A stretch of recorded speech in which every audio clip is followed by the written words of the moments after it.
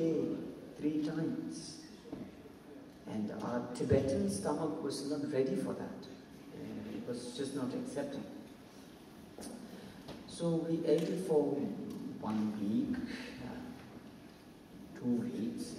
Towards the 3rd week, we were 3 Tibetan boys in Loyola College, and all of us started to share a very difficult experience of the food. And we didn't have money to go out to eat other food. So instead of sambar, we used to have, now if people know idli, it's this rice cake. So instead of sambar, we used to eat rice, and this rice cake, idli, with milk. It was a very bad combination, and a lot of our Indian friends, they laughed at us. But we just couldn't manage the sambar all day.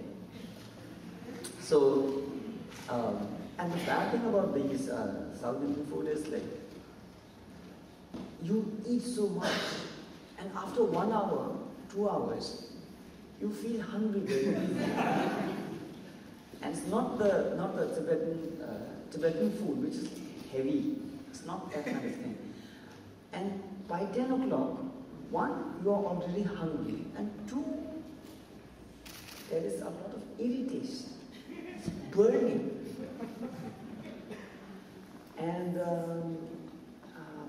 And sometimes the burning is so bad, it's acute. And there is the regurgitation of a hot, sour kind of a taste, saliva into the mouth. It regurgitates. And sometimes it's very, very painful. And I remember I used to wet my pillow and keep it very close to my stomach and just try to calm down. And I used to bend on it, just trying to control the pain. And I remember one late night, it was about 11, 12 at night, and literally sitting on my bed and crying. Because I know I have to live in the college to study, because I really wanted to educate myself. I wanted to make myself really strong and powerful with new education. And I really wanted to work very hard, but this sambar was eating too much for my Tibetan stomach.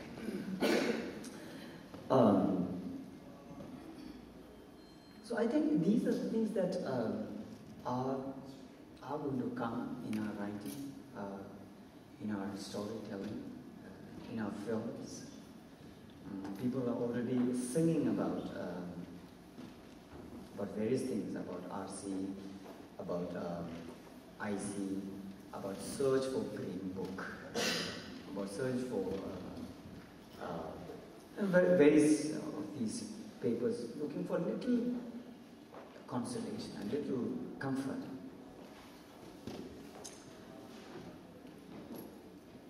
So we are actually living this postponed life. One of the things that has brought a lot of change in us is the language. What language we speak. And I actually feel a little odd speaking in English, because I'm speaking to a huge crowd of Tibetans. And I love to speak in Tibetan, because it comes very naturally to me. And that's my first language. I feel very, very comfortable speaking in Tibetan. But then there's another language called English, which has also become my language. Today, English is my language. I don't see English as a foreign language. This is a language that I grew up with. Today I think it's, and this closeness for English language, I think is increasingly becoming one to younger generation Tibetans. Now we have younger generation Tibetans writing originally in English.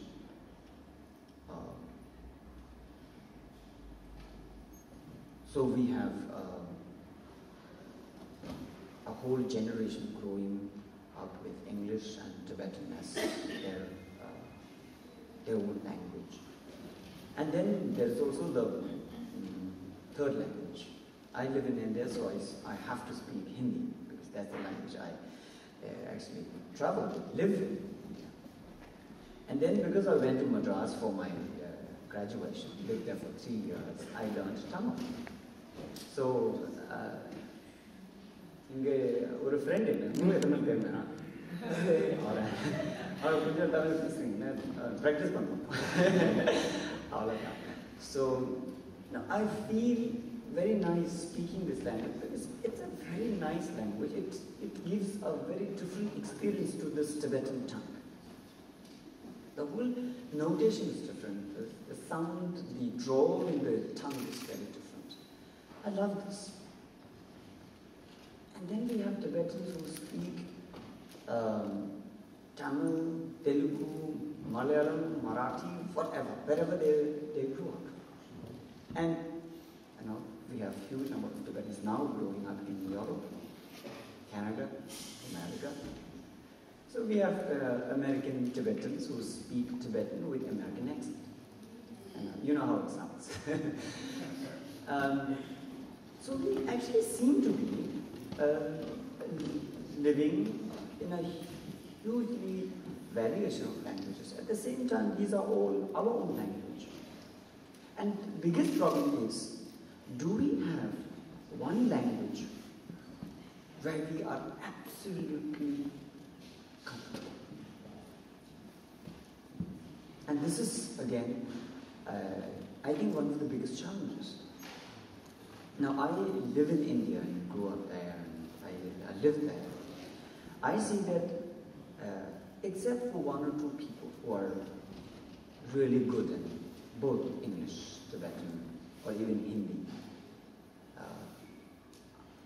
a general mass of Tibetan youngsters, for them, when they speak Tibetan, at many places they look for words, they stammer.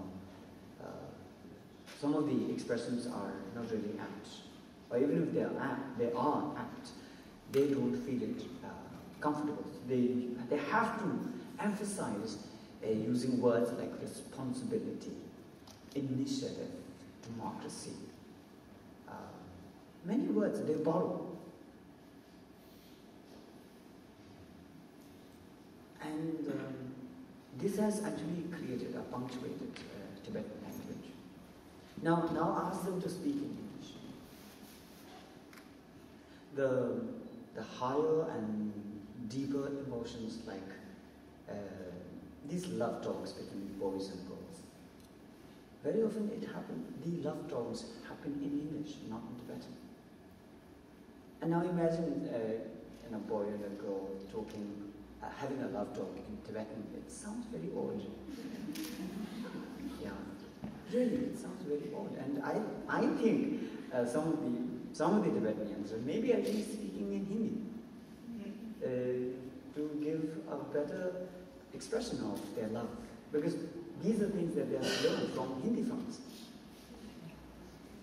Now there's altogether new language in the Tibetans who are working in the army, Indian army. So all their love letters are written in Hindi, but in Roman English handwriting. So they have something like प्यार के इजहार करने में. So it will be PYAR, IZHAAR, KARNE करने में MAI.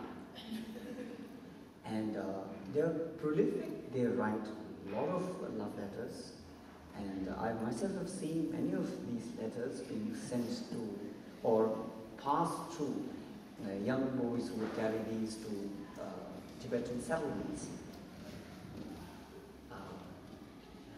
And they do it very, very comfortably.